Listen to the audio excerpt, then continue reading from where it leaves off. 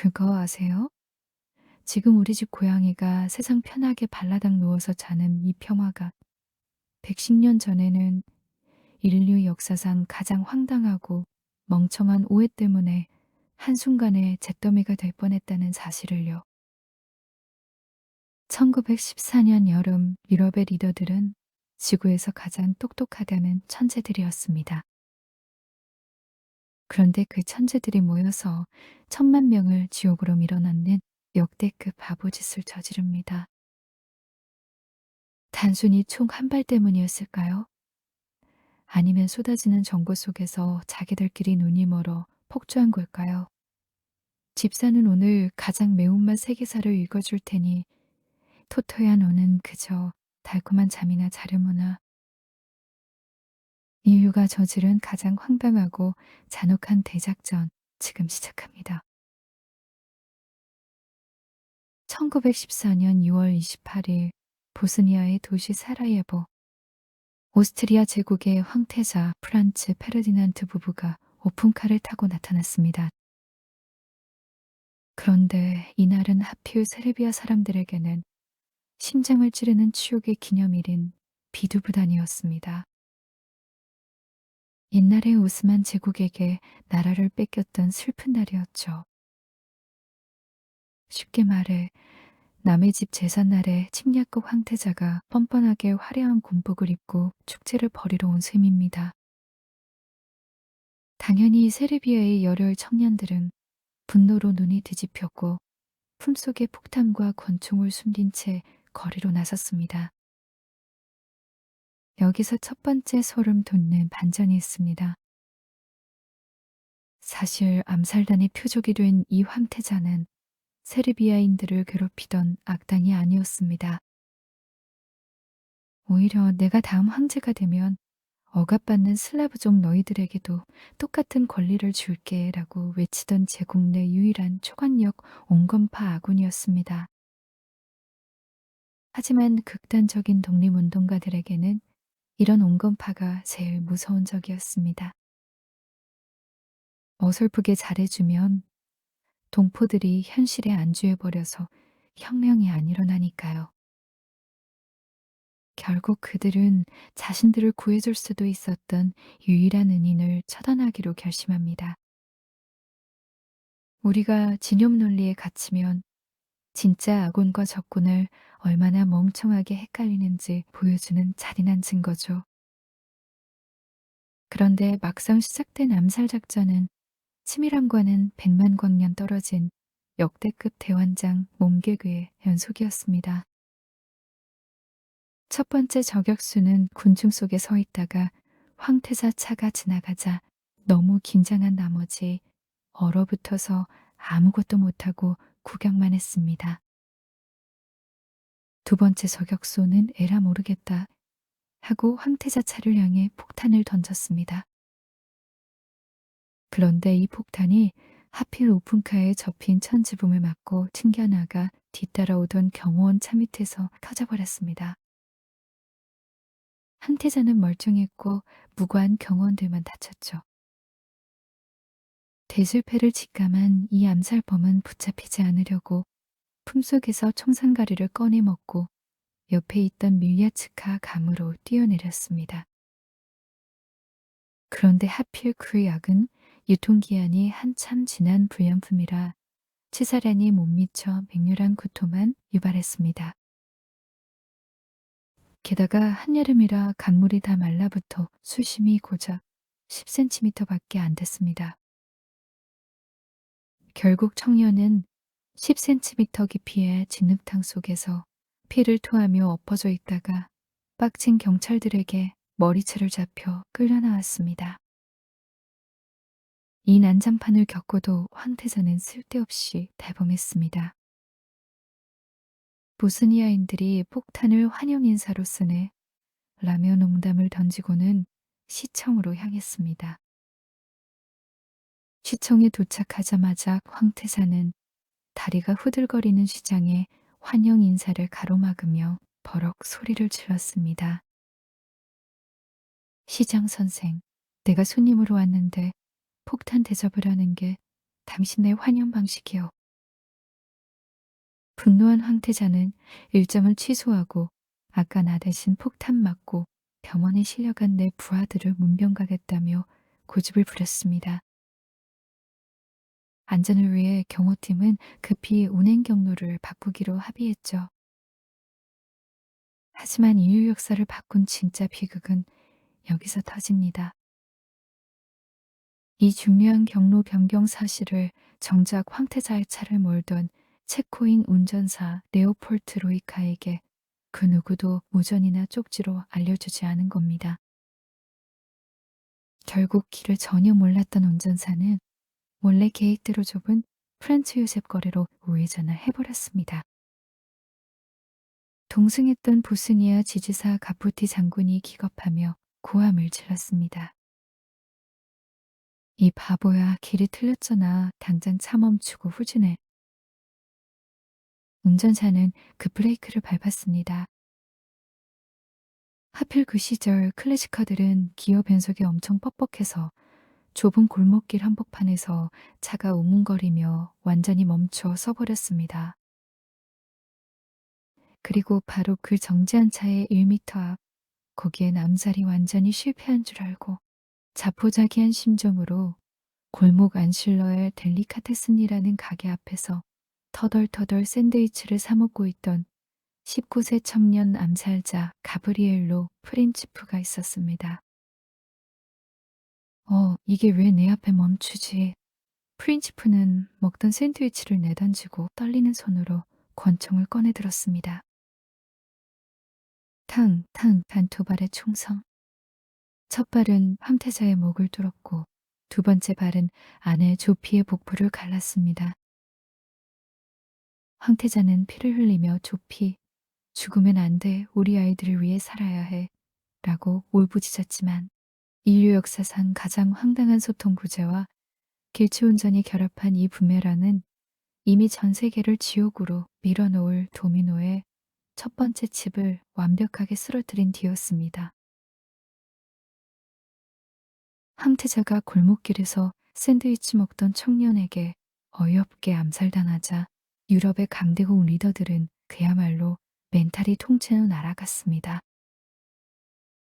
이때부터 역대급 외교전이 시작되는데 당시 유럽은 인류 최초로 실시간 문자 전송기인 전신기를 발명해서 쓰고 있었습니다. 요즘으로 치면 전 유럽 왕실과 총리들이 단톡방을 판 셈이죠. 실시간으로 메시지가 오가니까 오해가 금방 풀릴 줄 알았죠. 천만의 말씀입니다. 맥락 없는 문자 메시지가 빛의 속도로 쏟아지니까 리더들은 현대의 악성 네티즌들처럼 저자가 나한테 선빵을 날리네? 라며 집단 뇌정지에 빠지기 시작했습니다. 여기서 두 번째 역대급 빌런이 등장합니다. 바로 독일 제국의 황제 카이저 비랄렘 2세였습니다. 이 황제는 평소 기가 얇고 욱하기로 유명했는데 오스트리아가 징징거리자 동맹국이랍시고 대단한 의리를 보여줍니다. 야, 세르비아 그 조그만 놈들 우리가 원펀치로 날려버리자. 뒤는 형이 봐줄게 하면서 서명도 안 된 백지수표 같은 무제한 전쟁 지원 약속을 덜컥 넘겨준 겁니다. 이 치트키를 쥔 오스트리아는 신이 나서 세르비아에게 야, 너희 나라 주권 우리한테 넘겨 수준의 말도 안 되는 답정너 최후 통첩을 보냈고 세르비아 뒤에 있던 덩치 큰 형 러시아 제국이 눈을 부릅뜨고 일어났습니다. 내 동생 건들면 뒤진다 하고요.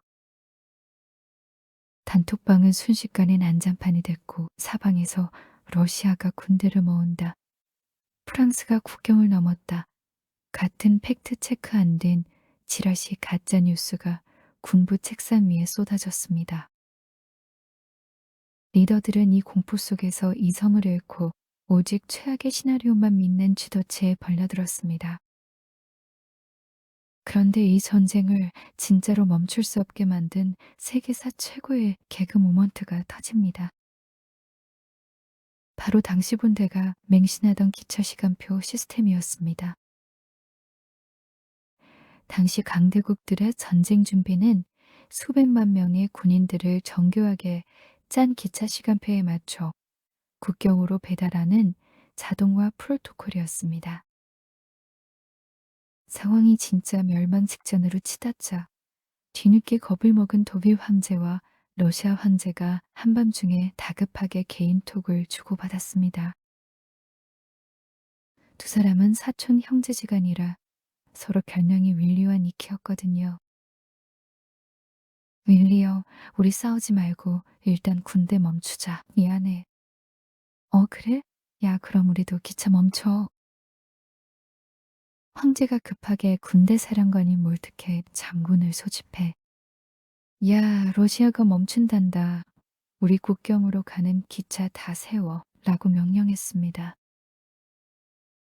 그런데 이때 몰트케 장군이 얼굴이 흑빛이 되어 황제에게 절규합니다.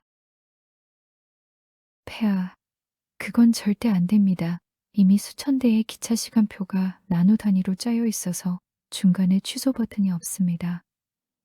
지금 기차를 멈추면 선로가 꼬여서 기차들이 지들끼리 들이받고 제국은 무방비로 망합니다.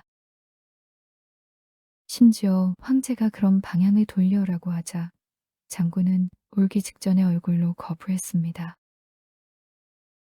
빡친 황제는 내 삼촌이었으면 방법을 찾았을 거다 라며 팩트 폭행을 날렸고 이 소리를 들은 엘리트 장군은 집무실로 돌아가 자존심이 상해 밤새 펑펑 울었다고 전해집니다. 천재 장군들이 모여 만든 세계 최고의 군사 프로토콜이 정작 위기 상황에서는 기차 취소 수수료가 비싸서 전쟁해야 한다는 한강한 핑계의 족쇄가 된 것입니다. 시스템이 인간의 자아를 삼켜버린 잔혹한 오작동이었습니다. 토토야, 잘 자고 있니? 방금 들은 이 황당한 단톡방과 기차 시간표 이야기 어디서 많이 본 것 같지 않나요? 맞습니다. 2026년 오늘날 우리가 매일 겪는 사내 메신저 잔혹사와 답정너 상사들의 폭주의 완벽한 조상님들입니다. 현대사회에서도 카톡방이나 슬랙 단톡방에서 맥락 없는 대화 몇 줄 때문에 거대한 오해가 싹터 부서간 전면전이 벌어지곤 합니다. 팩트체크도 안 된 찌라시나 사내 가짜뉴스를 보고는 평소 자기가 미워하던 팀을 향해 거봐, 저 팀이 우리 뒤통수 치려던 게 맞았어 라며 확증 편향에 쥐덫에 스스로 걸어 들어가는 김 부장, 이 과장의 심리가 정확히 110년 전 유럽 황제들의 멘탈 붕괴와 똑같습니다. 더 소름 돋는 건 시스템의 노예가 된 현대 조직의 모습입니다. 대기업이나 공공기관에서 명백히 망해가는 프로젝트나 부조리한 사업이 눈앞에 보이는데도 아무도 멈추지 못할 때가 많습니다. 이미 올해 예산이 기차 시간표처럼 다 기획되어 내려왔다. 매뉴얼과 프로토콜상 중간 취소가 안 된다.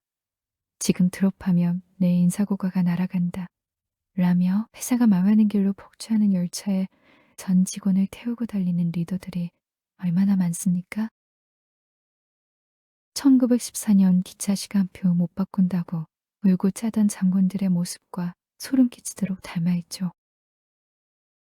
결국 스마트폰을 쥐고 정부의 홍수 속에 사는 우리도 내 생각과 이성으로 브레이크를 밟지 못하면 내가 만든 일상과 업무 시스템의 꼭두각시가 되어 파멸의 종착역으로 배달될 뿐입니다.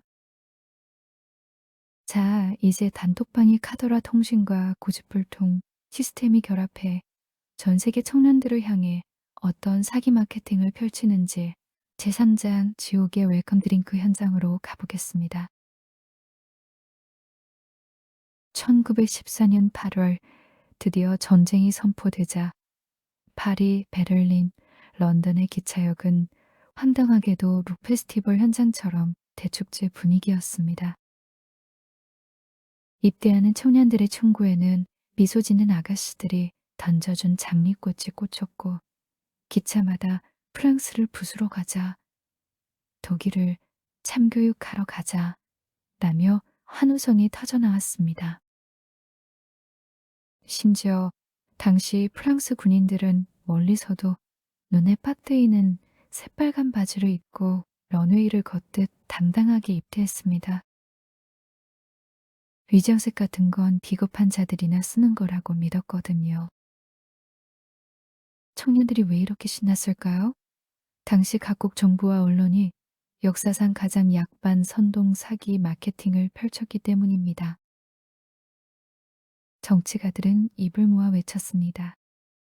이번 전쟁은 길어봐야 한두 달이다.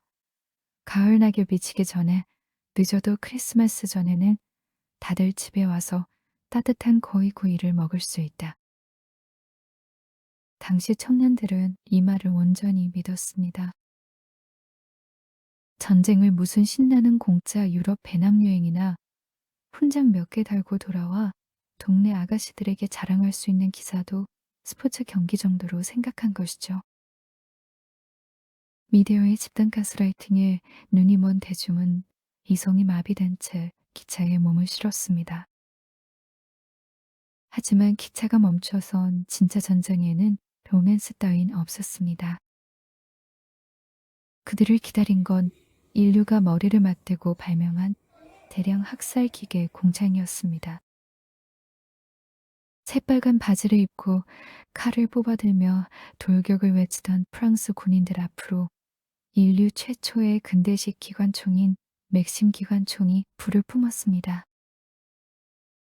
탕탕탕 몇 발 쏘는 총이 아니었습니다. 태역함 기계처럼 분당 수백 발을 사방으로 흩뿌리는 강철의 비였습니다. 화려한 영웅들의 칼싸움이 아니라 그냥 서 있는 인간을 고기방앗간처럼 무자비하게 갈아버리는 산업화된 도살이 시작된 겁니다.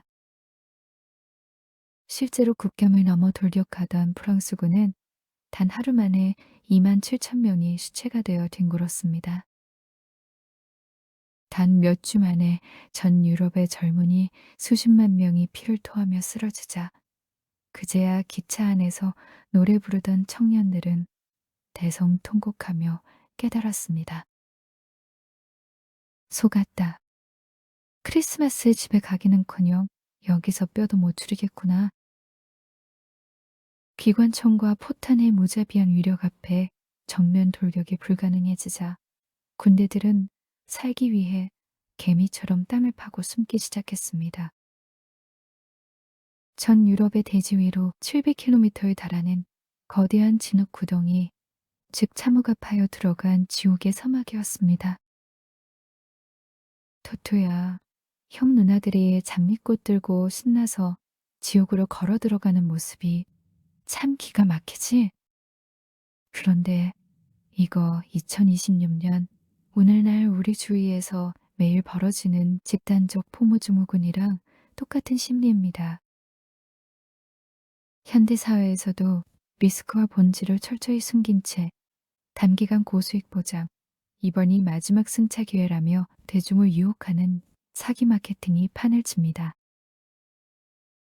무분별한 가상자산 열풍, 묻지마 연끌 투자 혹은 주위에서 다 하니까 불안해서 뛰어드는 유행들을 보세요. 미디어와 인플루언서들이 지금 안 사면 너만 거지된다.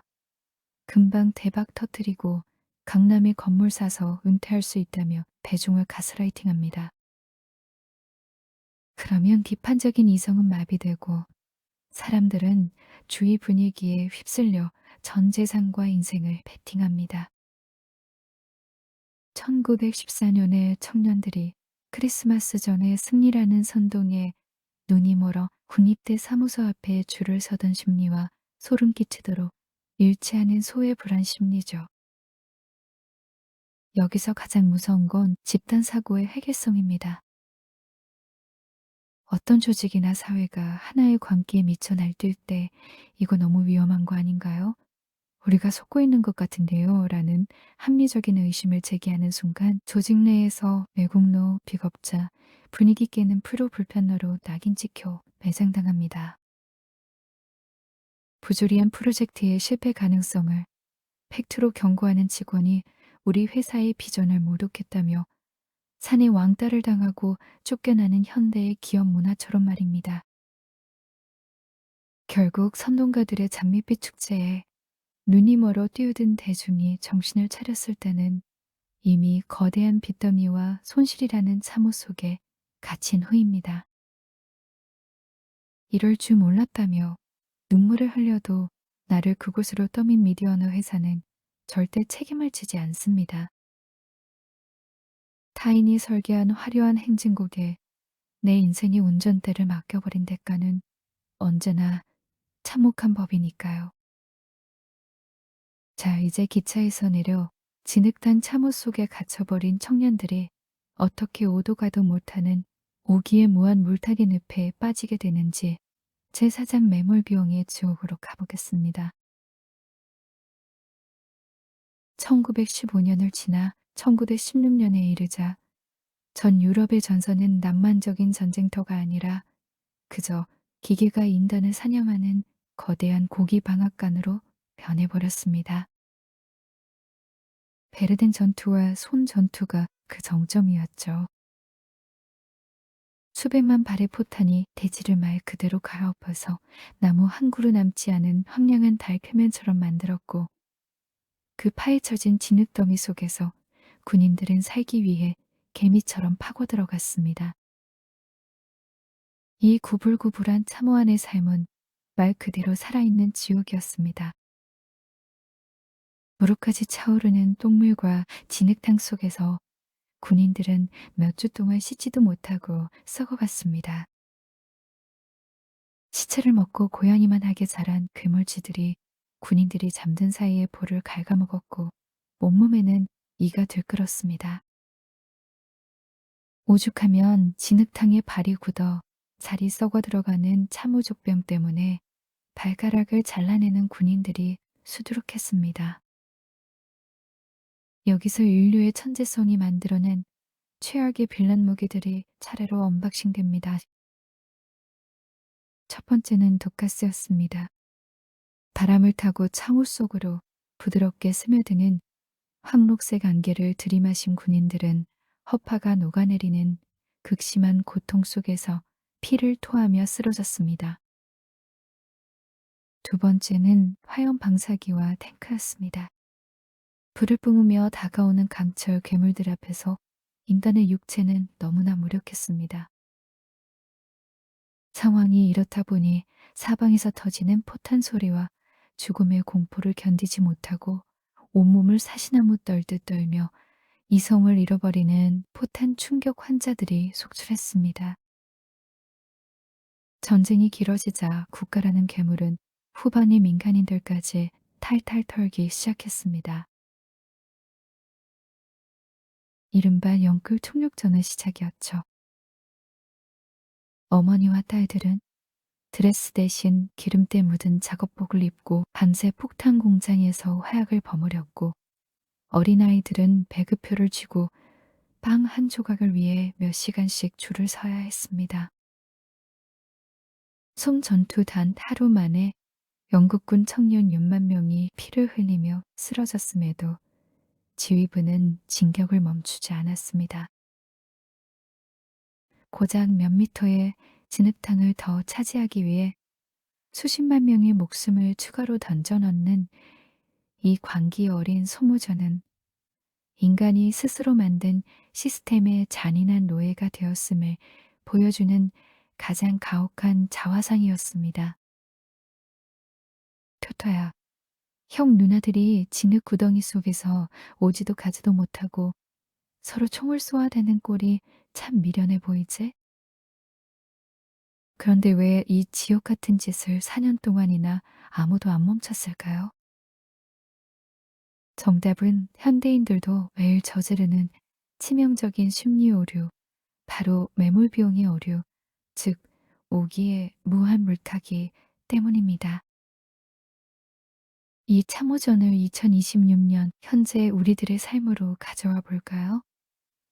주식이나 코인 시장에서 명백히 망해가는 불량 종목에 전 재산을 넣었다고 상상해 보세요. 차트가 바닥을 뚫고 지하실로 내려가는데도 사람들은 손절을 못합니다. 내가 여태 여기에 꼬아박은 돈이 얼마인데 지금 팔면 손해를 인정하는 꼴이잖아라며 대출까지 끌어와 무한 물타기를 하다가 결국 상장 폐지 엔딩을 맞이하죠. 1916년 유럽의 리더들이 정확히 이 심리적 감옥에 갇혀 있었습니다. 이미 수십만 명의 젊은이가 죽었습니다. 여기서 장군들과 정치가들이 아, 미안, 내 판단이 틀렸네. 이제 그만 싸우고 집에 가자라고 하는 순간 먼저 죽은 청년들의 희생은 개죽음이 되고 리더 자신들의 정치적 생명은 끝이 납니다. 그러니까 자기 잘못을 인정하기 싫어서 자기 자리를 지키고 싶어서 조금만 더 버티고 군인을 더 밀어넣으면 이길 수 있다며 남의 집 귀한 자식들을 죽음의 고기방앗간으로 계속 밀어넣은 겁니다. 파멸을 멈출 수 있는 이성의 브레이크가 오기 때문에 고장 나버린 것이죠. 직장 생활이나 인간관계에서도 마찬가지입니다. 명백히 나를 갉아먹고 있는 독sun 가득한 직장이나 연인 관계가 있습니다.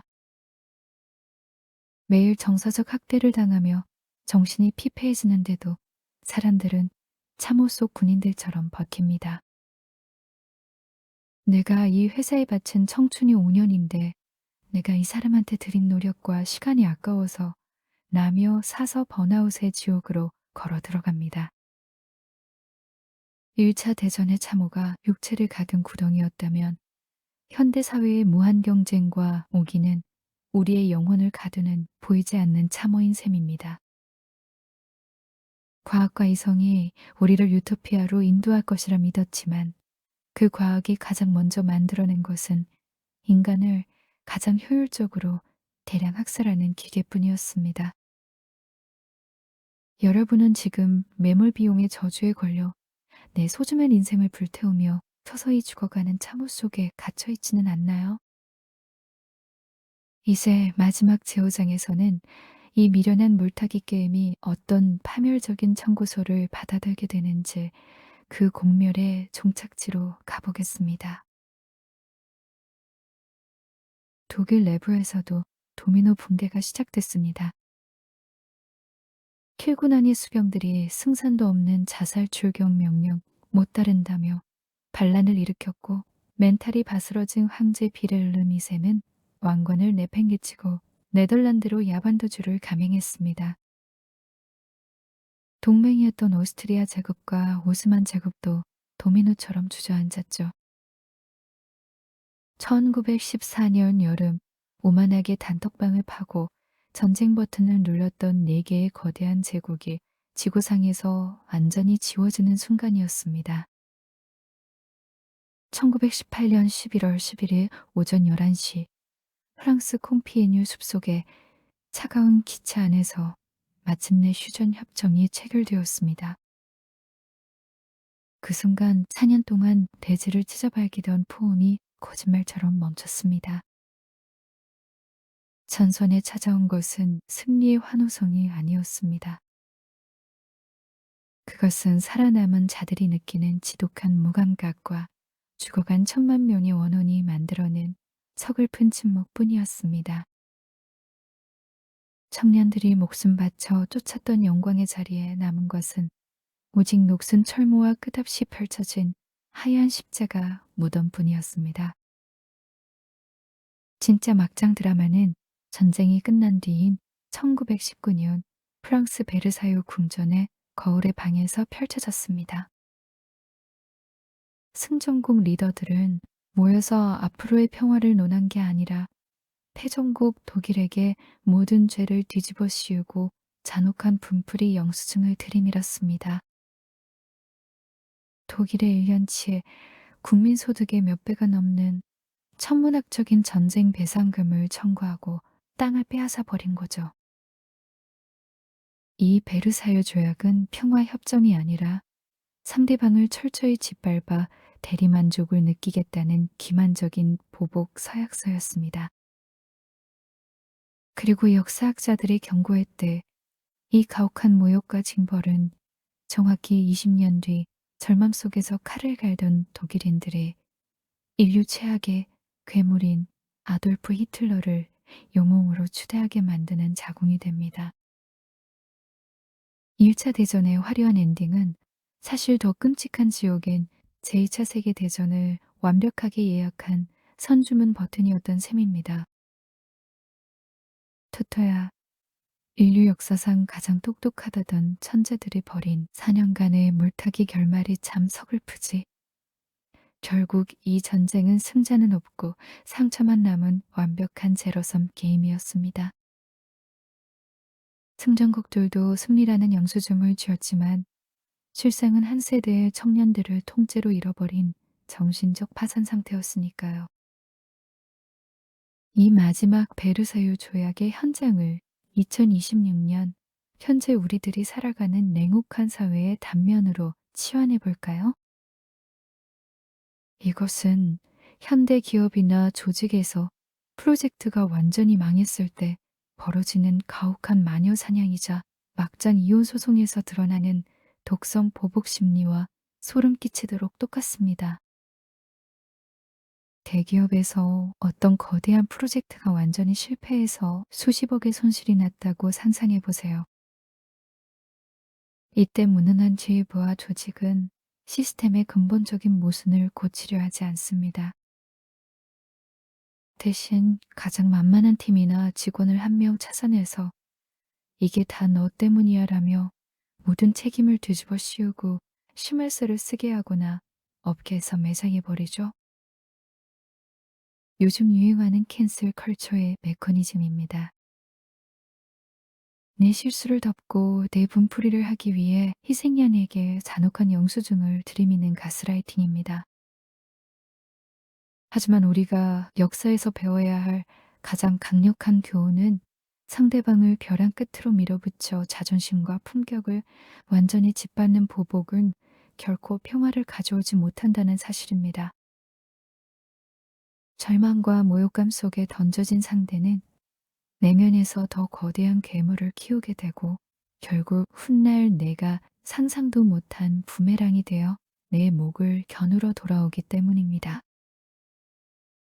진흙탕 싸움 끝에 서로의 인생을 파멸시키고 자녀들의 미래까지 망쳐버리는 이혼소송, 혹은 전임자의 모든 흔적을 잔인하게 지워버리며 조직을 두 동강내는 산의 정치 소모전이 매일같이 되풀이되는 이유가 바로 여기에 있습니다.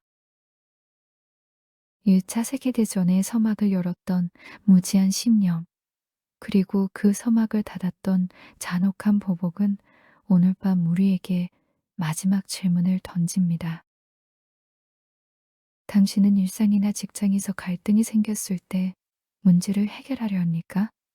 아니면 단지 상대방에게 모욕을 주어 이겼다는 도파민을 채우고 싶어 합니까? 현실의 오판을 인정하고 내 안의 이기적인 증오를 통제할 수 있는 용기가 없다면 우리가 마주할 승리의 끝 역시 또 다른 전쟁의 씨앗이거나 혹은 모든 것을 잃은 뒤에 찾아오는 거대한 무덤의 침묵불일 테니까요. 세상 편하게 자는 고양이의 말랑한 온기를 느끼며 오늘 밤은 내 마음속 숨겨진 오만한 청구서를 찢어버리는 편안한 밤이 되시길 바랍니다. 지금까지 푸른밤 도서관이었습니다.